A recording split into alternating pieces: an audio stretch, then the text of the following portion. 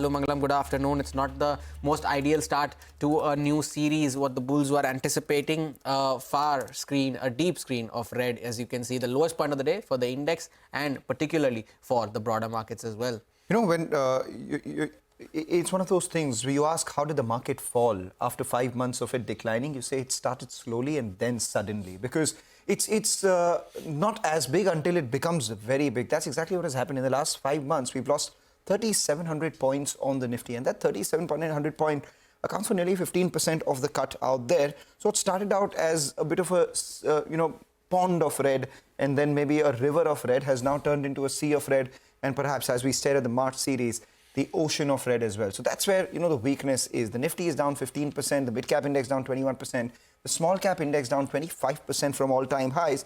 And if you look at some of the indices as well, the IT stocks are the ones which have dragged the frontline index lower, down 19%. The Nifty Bank, yes, it's down 10%, but it's actually not the bad buy of this fall. It's actually the metals and the IT pack. And then you had the ones which had rallied the most. You had the PSC, or the public sector enterprises, and the realty index, both of them down about 30% each itself.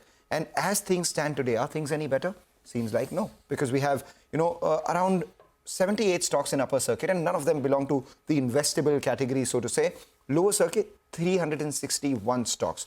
You look at the upper circuit, lower circuit summary, you look at the 52-week high-low summary as well. You know that popular meme on the internet saying that the stocks that I bought at 52-week low are now at 104-week low. Well, look at that. You have 724 stocks at a 52-week low.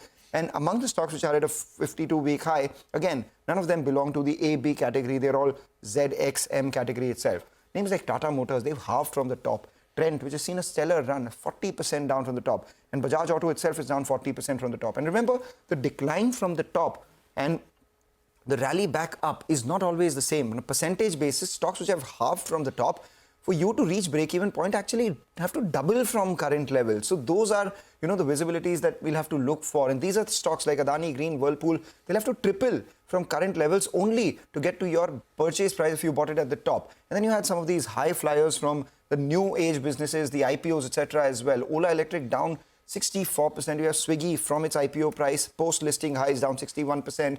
Ircon, which had seen a big rally as well, down 60%. Sula, Swiggy, both of them have halved. So there's a kind of weakness that we're seeing in the market, and that's something that, is only exacerbating. As we speak, the lower, graphic on our channel says 2,400 stocks which are declining versus just about 200 stocks which are advancing. So the probability of you holding a stock in your portfolio which is advancing is just 1 in 10.